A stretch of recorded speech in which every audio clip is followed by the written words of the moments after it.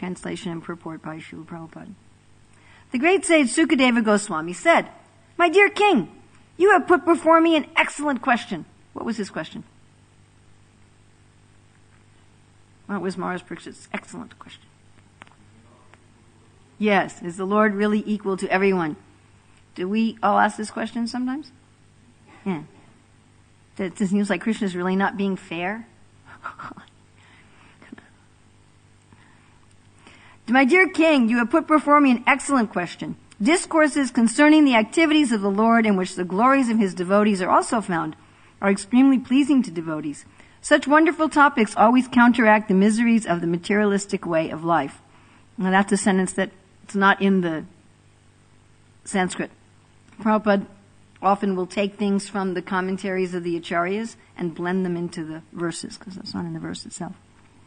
Therefore, great sages like Narada always speak upon Srimad Bhagavatam, because it gives one the facility to hear and chant about the wonderful activities of the Lord.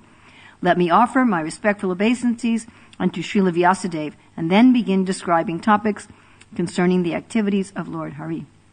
Purport. In this verse, Sukadeva Goswami offers his respectful obeisances Krishnaya Munaye, which means to Krishna Dvaipayana Vyasa.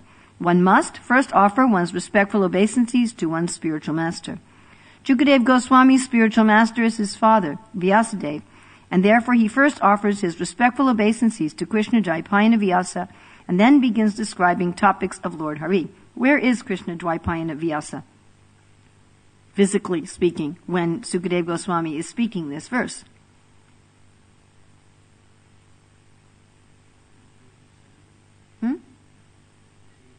He's in the assembly listening. He's in the assembly listening. So his son's sitting on the Vyasasana, he's seeing his father in the assembly, and he says, before I'm going to speak, Natva Krishnaya Munaya. So I first offer my obeisances to Krishna Dvaipayana Vyasa before I will answer your question. So this, of course, is the etiquette, that one doesn't just speak on one's, I have some idea. And even out in the world, you have to quote authority, isn't it? You can't publish a paper in an academic journal if you don't quote any authority. That's not accepted. And what to speak of failing to offer respect to those who are your teachers. But interesting that the guru is listening to the disciple. Whenever there is an opportunity to hear about the transcendental activities of the Lord, we must take it. Sri Chaitanya Mahaprabhu recommended Kirtaniya Sada Hari. One should always engage in Krishna Katha by chanting and talking about Krishna and hearing about him. That is the only occupation of a Krishna conscious person. So that's an interesting sentence, isn't it? The only occupation of a Krishna conscious person. Shri Risha Uvacha Sadhu Pristam Maharaja Hares Charitam Adbhutam Yad Bhagavata Mahatmyam Bhagavad Bhakti Vardhanam Giyate Paramam Punyam Rishibir Naradadibi Natva Krishnaya Munaya Kata Yishe Hare Katam. The great sage Sukadeva Goswami said, My dear king, you put before me an excellent question. Discourses concerning the activities of the Lord in which the glories of his devotees are also found are extremely pleasing to devotees. Such wonderful topics always counteract the miseries of the materialistic way of life. Therefore great sages like Narada always speak upon Srimad Bhagavatam, because it gives one the facility to hear and chant about the wonderful activities of the Lord. Let me offer my respectful obeisances unto Srila Vyasadeva, and then begin describing topics concerning the activities of Lord Hari. So Prabhupada says here in this purport, whenever there is an opportunity to hear about the transcendental activities of the Lord, we must take it. So Maharaj Parikshit was taking this, Sukadeva Goswami was taking this question as an opportunity. You've asked a good question. Oh, good. Now I have the opportunity to tell you about the pastimes of what? Hari. Which specific pastimes is he about to tell? Prahlad Maharaj and Nrsingadeva. All right, how the Lord is equal to everyone. When Nrsingadeva appears, who is he benedicting? Prahlad and Hiranyakashipu. I was just reading the 9th chapter of the 1st canto, the passing away of Bhishma, and how Bhishma appears as an enemy of Krishna. He's fighting against Krishna. And Yet the real benediction was being given to Bhishma. Prabhupada's explaining that Arjuna is sitting behind Krishna. He can't see Krishna as his chariot driver. He just sees his back. But Bhishma, he's seeing Krishna as Parthasarathi. And it's Bhishma's desire to fight with Krishna. He said, apparently, Krishna is benedicting Arjuna on fighting with Bhishma, but actually, he's giving as much or more benediction to Bhishma. So it's a similar story about Prahlad and Hiranyakashipu. So this opportunity we can think about, there are times when you get this really great opportunity. And I remember for many, many years, my husband wanted to start his own business. He was tired of working for others. He said, I want to start a business. And he tried many times. And we never had the money to pay our bills until the business got started. You understand? He'd start working on the business, but it would bring in a little bit of money, and meanwhile we had to pay the rent and the water bill, and he'd have to stop and get a job again. And he tried this, 3 or 4 times. And then one time, we were very fortunate to be in one temple where the temple president said to him, why don't you get a job and start your business on the side? And then when your business is big enough, quit the job. So he was trying to do that. He was a software engineer. Anyway, then one weekend I went to Philadelphia to go to the wedding of Ravinda Swarup Prabhu's daughter. And on the way back, I was getting a ride to the train station, and I was going to take the train to the plane and come back. And the devotee who was going to give me a ride to the train station was busy working in his room while I was waiting for them to take me to the station. I said, oh, Prabhu, what are you doing? He said, I'm building an Apple clone. So this was back in, what was this, early 80s. This is when home computers were very, very new. And there were only IBMs and Apples. Well, no, there was also Radio Shack, I think. Anyway, so he's building this computer, and I said, oh, that's interesting. My husband might be interested in that. And he gave me his card. So I went back, I gave it to my husband, and he said, oh, maybe instead of doing software, I'll assemble hardware. So he started doing the same business and assembling computers. And then one day, in the box that he got from the supplier, there was accidentally an invoice from the supplier's supplier. Do you all understand what I'm saying? So now he knew who the supplier's supplier was. He could go directly to the supplier. And he started his own different kind of business. He was building what he called no-name PC clones from Taiwan. And it became a very, very successful business. We ended up employing a lot of devotees. We made enough money that we built a $70,000 school building on the temple property. Plus, we were putting about $3,000 a month into the school, maintaining the teachers and cooking boga for all the students. It ended up being very successful. It wasn't unusual for us to have $100,000 going in and out the door during a day. And that started from my getting a little business card from a devotee and having an invoice accidentally in a box. In other words, it was an opportunity. Right? And we all have sometimes these kind of opportunities. Sometimes just something comes and you take advantage of it, and wonderful things happen in your life. Isn't it like that? And sometimes you miss opportunities. Sometimes there's a chance to meet with a certain person or do a certain thing, and right? Some big donor comes to the temple, somebody who's got billions of pounds, and somehow the wrong person meets them and says the wrong thing, and they never want to come to the temple again. Right? We've all had that kind of experience also. So here, as we said, Sukadeva Goswami, he's taking this excellent question of Maharaj Parikshit. Oh, here's an opportunity. Let me take advantage of it. And we can think about different opportunities in the scripture. There was where Arjuna asked Krishna about him talking to the sun god. Because generally one's not supposed to narrate one's own glories. Generally speaking, you're not supposed to come and say, oh yes, I have this qualification. It's considered bad form. Someone else is supposed to introduce you, right? Isn't it? And you're supposed to look suitably socially embarrassed while you're being introduced. You know why people need to be introduced? Do you know why a speaker should be introduced, or a writer of a book? Why is there a little thing in the book about the author?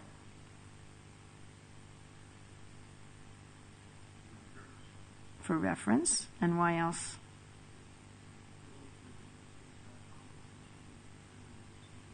Doesn't want to speak about himself. But why do we need to know about the author at all? Every book there's a little thing about the author. Yeah?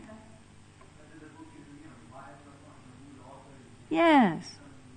The same with the speaker or an author. You want to know, why should I bother reading this book? 7 ways to have a great business by somebody who's never run a business, And why would you buy the book? So Krishna is speaking this Bhagavad Gita. Part of what Krishna has to establish is, who is he? I mean, why should we read the Bhagavad Gita if it's just written by, Mr. Patel? So he wants to talk about himself, but it's bad form to just come out and say, by the way, I'm God. So he takes the opportunity of Arjuna's question. Krishna starts talking about the authoritativeness of the knowledge. He said, by the way, this knowledge is eternal. In fact, I spoke it to the sun god. He kind of gives Arjuna an opportunity, too, to ask a question. And then Arjuna says, well, how's that? How could you have spoken it to the sun god? Well, thank you for giving me the opportunity. This is how the Acharyas explain it. Oh, by the way, I incarnate again and again. Yada yada hi dharmasya. Paritranaya sadhunam. And my janma karma chame divyam. It's all divine. And from there, Krishna can go on to explaining how he's the Supreme Personality of Godhead. We think also in the Bhagavatam when Sukadeva Goswami was describing the hells, and what did Maharaj Parikshit ask? What question did he ask?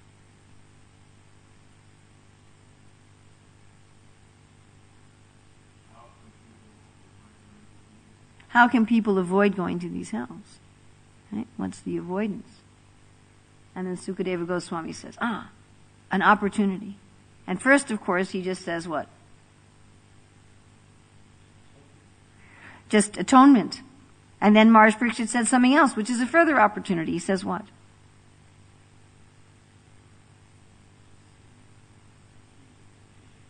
Yeah, that doesn't seem to work. That's my experience, which is an interesting question.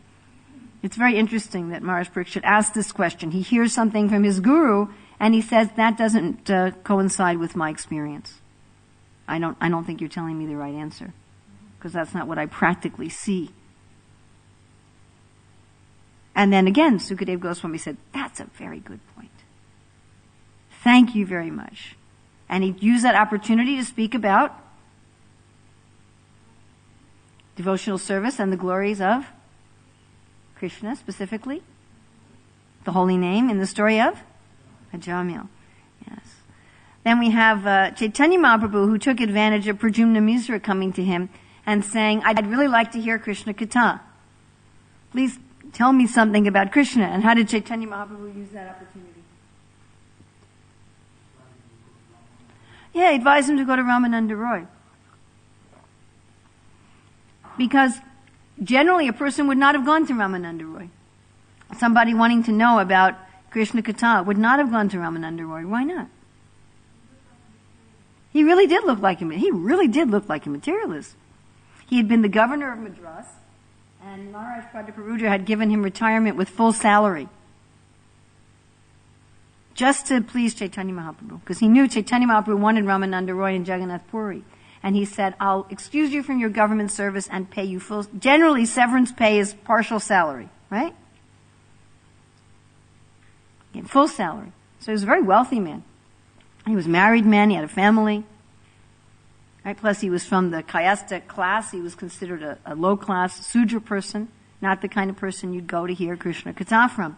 But Chaitanya Mahaprabhu took this opportunity to glorify Ramananda Roy. And what glorification of Ramananda Roy? Because when Pradyumna Misra went there, Ramananda Roy was doing something extraordinary. He was teaching young girls how to dance. And he was trying to teach them the physical postures and the facial expressions and the mood. And in doing that, he was touching their bodies. I mean, generally, if a man touches the body of a young woman, then he becomes lusty.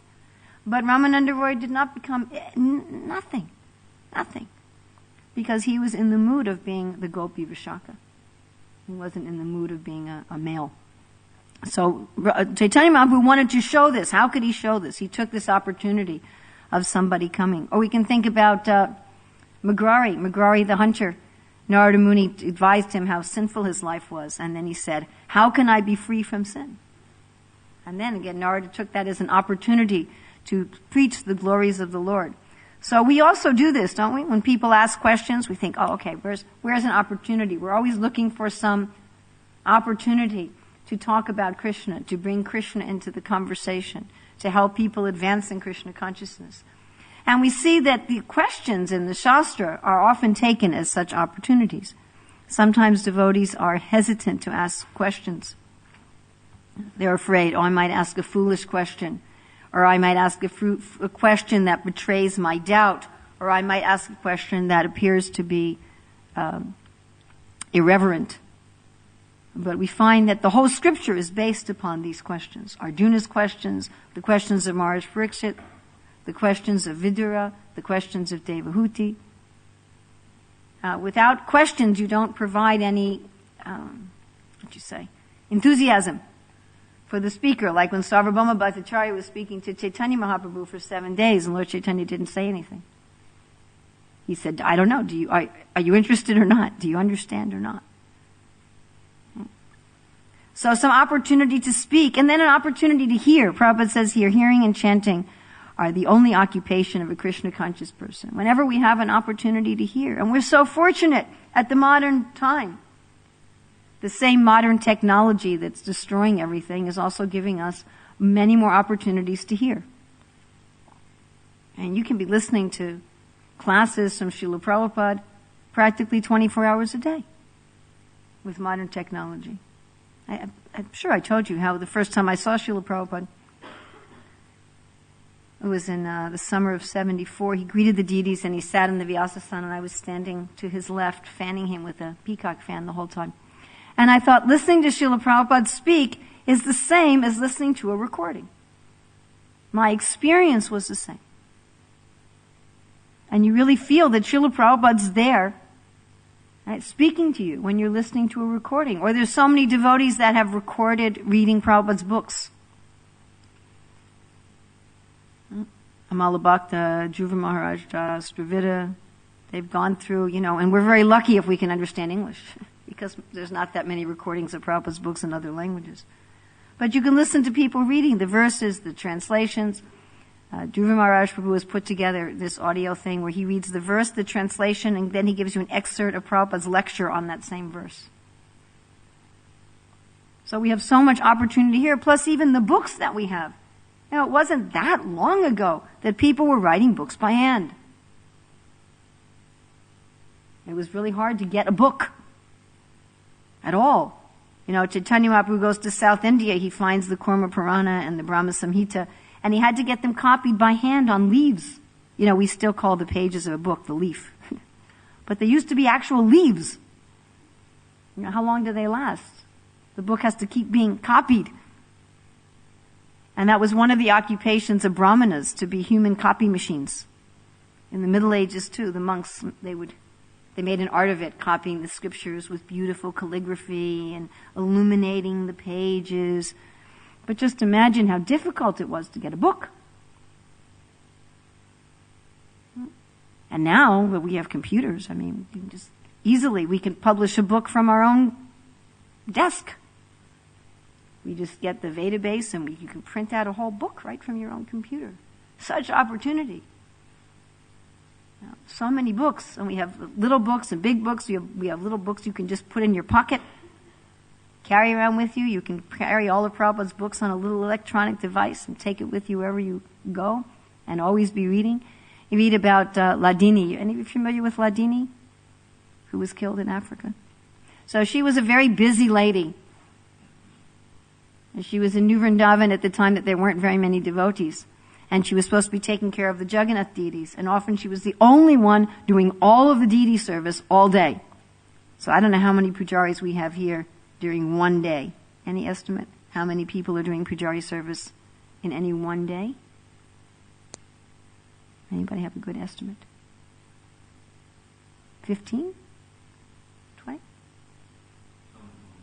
25. Okay, so let's say we have 25 people. If we count, is that counting the cooks or just the pujaris?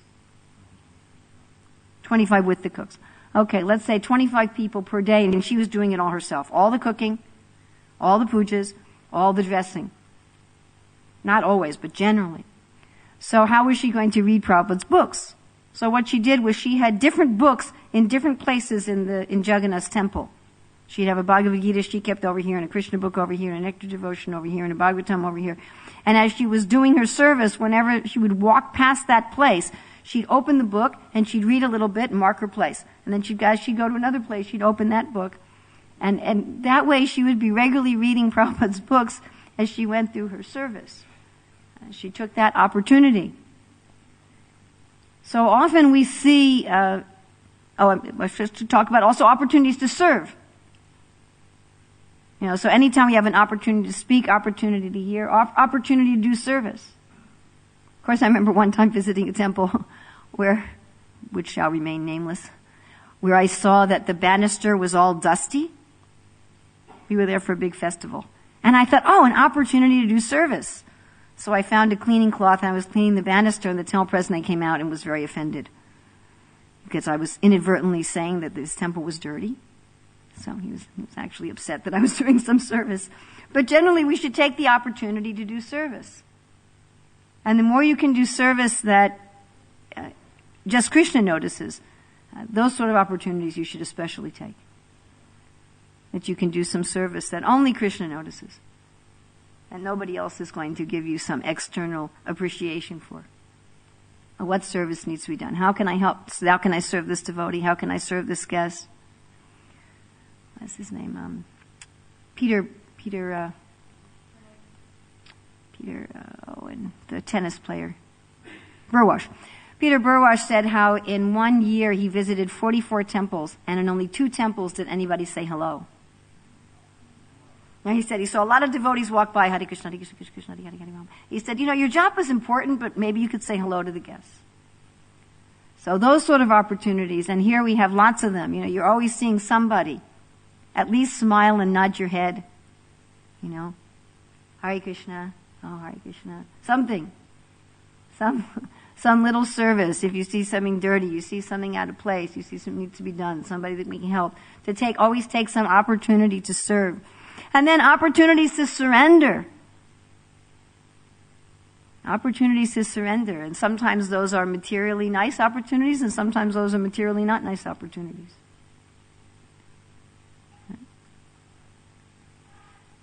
Of course, a lot of that is how you perceive things. Do I perceive things as an impediment, or do I perceive this as an opportunity to chant, as an opportunity to hear, as an opportunity to serve, and as an opportunity to surrender? I was just also reading about the pastimes of Bhishma, and Prabhupada said that tribulations given by the Lord to the devotees is also another form of bhava. Why? Because then the Lord gets to save the devotees. Krishna likes to be a hero. You know that? Actually, all men like to be heroes. Most men will admit that they've had fantasies of saving women from burning buildings or something. So everybody wants to be a hero. Krishna especially really likes to be a hero. So in order to be a hero, somebody has to be in danger. Of course, we're all in danger because we're attached to the material world, very dangerous place. Padam padam yadvi padam. That reminds me of a devotee who got hit on the head with a plum at Rath Yatra when they were throwing food off the cart. And when Sannyasi was next to him and said, Yadam yadam yadvi plum. But anyway, it's a very dangerous place. And mostly dangerous because we're forgetting Krishna. So Krishna would like to save us from that danger, and sometimes the only way to save us from that danger is to put us in a situation that appears from our material perspective to be uncomfortable. Sometimes the only way a doctor can save you from a disease is to cut you. Generally you don't go around cutting other people. You get put in jail for that. But to save a person from disease, you may have to cut them, or you may have to give them some medicine that causes some discomfort. I had an infection in my eye a couple years ago, and they gave me this medicine, and they said, first of all, they told me, they said, if you don't take this medicine, you're going to have surgery. And I thought, okay. They said, okay, you have to take this medicine twice a day, and you can't eat 2 hours before or 2 hours afterwards, and you have to stand up a half an hour after you eat it. Because the doctor said if it gets stuck in your digestive system, it'll burn a hole through your digestive system. Well, horrible medicine. And I could say, why are you poisoning me? But it cured me. It cured me. So sometimes those are opportunities to surrender. When Krishna gives you some difficult medicine or some surgical operation, How do I see this? Do I see, oh Krishna, you're being unfair, you're being cruel to me? Sometimes, of course, there are conflicting opportunities. Like Gadadhar Pandit. Gadadhar Pandit had taken this vow of Kshetra Sannyas, where he would always stay in Jagannath Puri and take care of Tota Gopinath.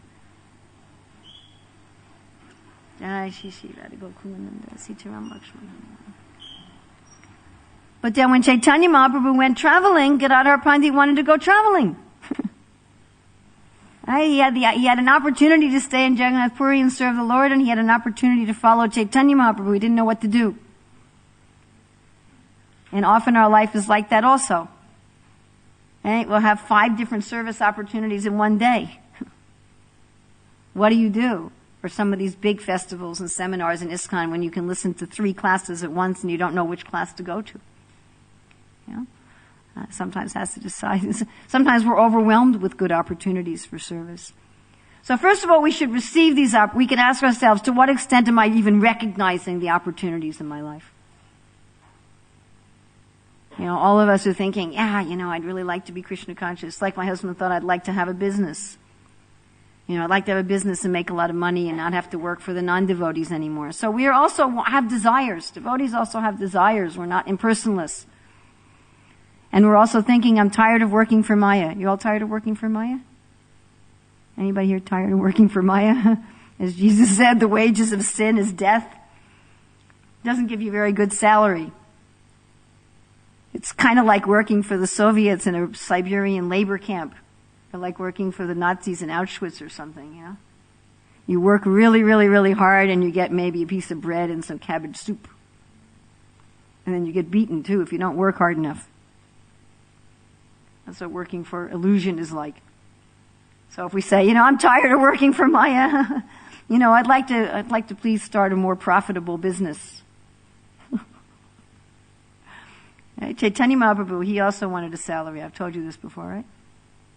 Chaitanya Mahaprabhu, he says, Prema dana bina vyarta daridra jivana dasa kori betan mori deha prema dana. Betan, he also wants a salary. He wants to make a profit. So we say, all right, I'm tired of working for Maya. She doesn't pay very good money. I'm speaking to one devotee recently who quit his job. I said, why'd you quit his job? He said, well, I never got paid. So quit working for Maya. And just think of even the so-called pay we get, we don't get to keep it. You amass so many things. We've all gotten so many skills in this life. We've made so many connections with other people. So much education, we've gotten so much wealth and this and that, and it's all get taken away. You got to start all over again from zero. Crazy, huh? So who wants to work for that? So we'd like to quit our day job. Let's quit our day job for Maya, and we're looking for an opportunity. How can I take up the business of being Krishna's servant? That's a much more profitable business. Anything you do for Krishna is permanent. Not the physical manifestation of it, but the relationship you have with Krishna and the salary of love you get, that is permanent. So we have to be alert to opportunities. My husband saw an opportunity in a business card, or he saw an opportunity in an invoice left inadvertently in a box. Something that somebody might have looked at as trash. He saw, here's an opportunity. Prabhupada talks about how a good businessman can make money when the market's going up and when the money's going down, when the market's going down, either way. He sees different kind of opportunities. He tells one story of a man who started his business by collecting dead rats. And from there he became a millionaire. Right? Or I had an uncle, I never met him, he died before I was born, Uncle Max. And he had made a lot of money. He was a multi-millionaire. And then there was the Great Depression, 1929. And he went to his wife, after whom I am named, and said, my dear wife, we went from being millionaires to being paupers. We have nothing. And she said, well, I never told you, but I've been squirreling away money all these years. And she opened up a drawer and there was $50,000, which in those days was probably like $500,000. And then he started a whole new business and he built up his empire. So if we want to have this new business, if we want to have this new occupation of being Krishna's servant and getting paid with the salary of love, we have to recognize opportunities. actually there's some opportunity at every moment, either to hear about Krishna, to chant about Krishna, to serve Krishna, or to surrender to Krishna. It depends how we interpret what's going on in our lives. If we look at our lives and see, oh, this person gets all the breaks. Just like Maharaj Parikshit was asking, he said, it seems like the Lord is unfair. It seems this person gets so much more opportunity than this person. Doesn't seem that Krishna's equal, but Krishna's actually giving everybody an opportunity. So to interpret the things in our life as an opportunity, and then to actively look for them. So if one thing is the things that just come to us. Somebody walks by. Oh, here's an opportunity to greet a guest. Oh, there's something dirty or out of place. Here's an opportunity for me to do service. Oh, here I have some time, where I could be listening to a class. Here I have some time where I could be reading a book. Here I have some time I could chant some extra rounds. I always say that it's nice to be a Hare Krishna devotee because you can never be bored. If you have to wait somewhere or whatever, you can always chant. Instead of, oh, why do I have to wait in this queue? Okay, it's an opportunity to chant. So those are the things that come to you. Then to actively look for opportunities. So one is the passive. Then to go out of your way. How can I find an opportunity to do more service? We're a very entrepreneurial movement.